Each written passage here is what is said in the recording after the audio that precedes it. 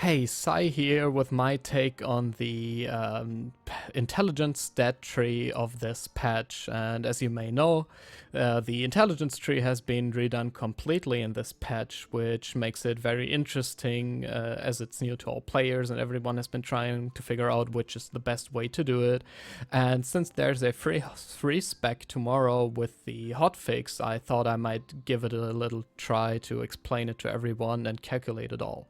So I did the calculations in a huge Excel spreadsheet, which I will also link in the description and the forum post as well.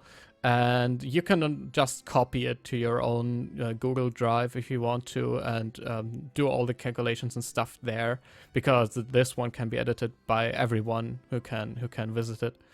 And well, it basically takes your base HP, base resistances, your level, and your desired stat distribution and tries to calculate it all. So it does that in a few different scenarios, which is one full HP, HP and resist, perfect barrier, which assumes that every point in barrier that you put in also actually is being used.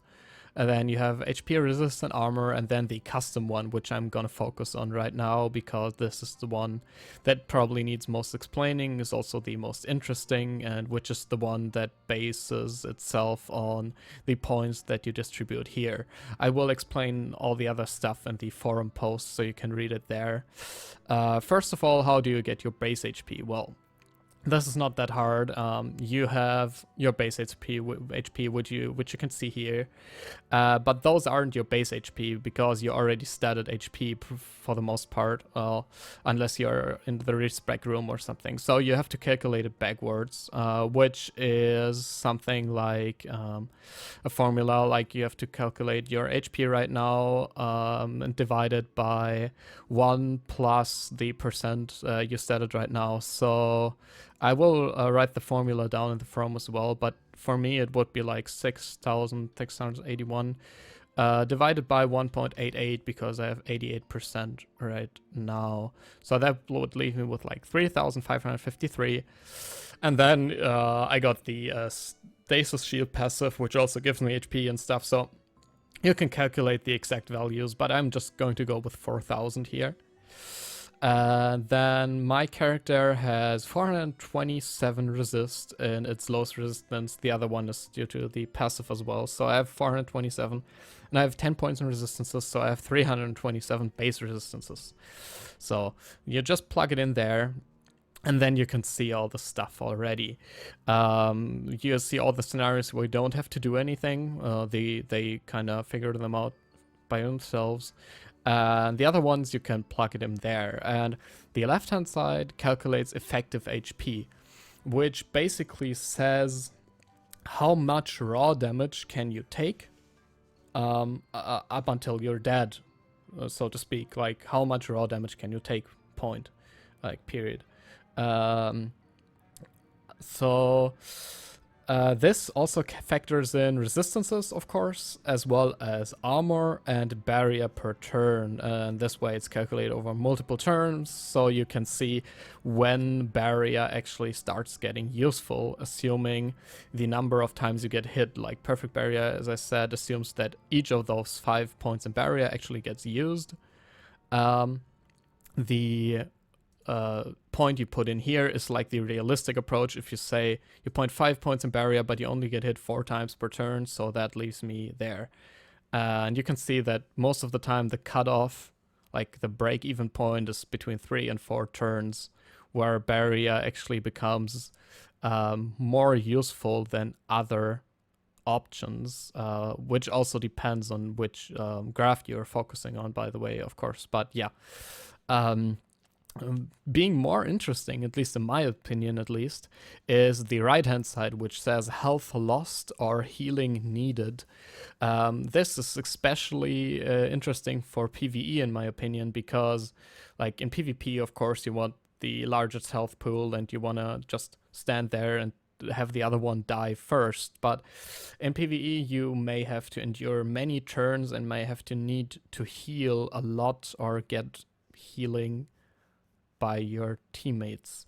So What this calculates is it takes the damage you specified up here, like you damage per hit before resist. You can also just reverse calculate it if you want. Like if you want to do it exactly, you can just take damage you got by a mob. Like for example, I don't know, a Sramva hit you for 800 damage and you had 50% final resist, so the base damage before resist would be like 1600 or something, I don't know.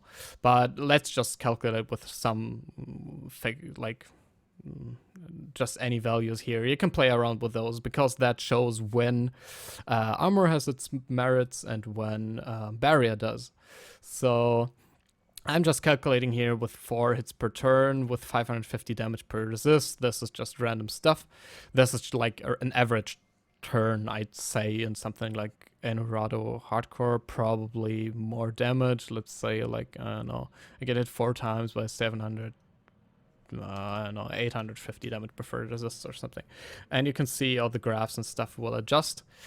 And, well, what you can see here is how much damage did you get and how much health are you left with, sort of, because you can reverse calculate it as well.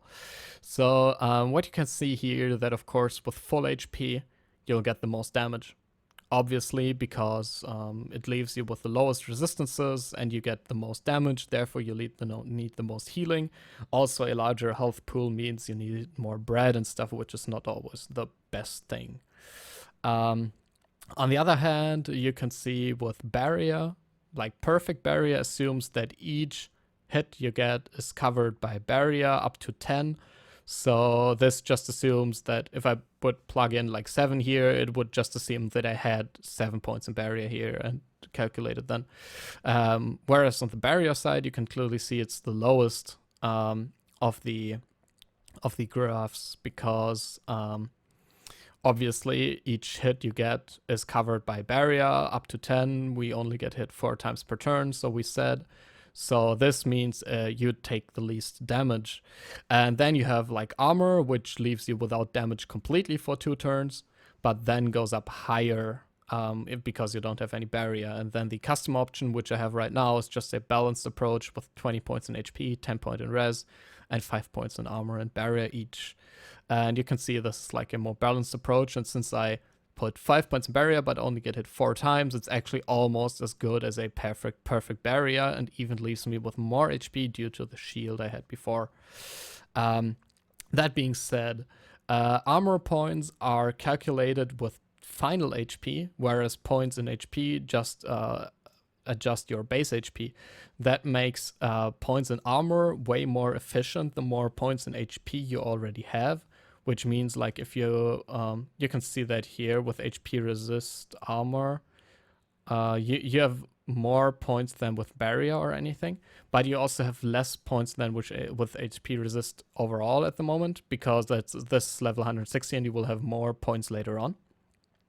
But later on in the game, the armor points gain more profitable.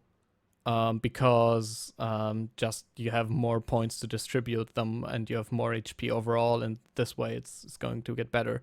Barrier, of course, as well gains power, more powerful with the levels, and you just have to see that, like, you figure out for yourself how many times you will get hit per turn and how much damage do I get per hit, which is also important, because if you only get hit 2 times per turn, but it's like 3k damage per hit, then probably those 160 barrier you're getting at level 160 doesn't do that much. So it's just something you have to figure out for yourself, like with your playstyle. If you're leveling solo a lot, probably armor is a good choice, because fights will probably only be a low number of turns and everything. So yeah, I just want to give my input there. You can freely use the spreadsheet and you feel free to copy it and leave feedback and everything. I'll be there to answer some questions. If you have them, you can always contact me in game. And yeah, have a good time with it, and good luck with the respec tomorrow.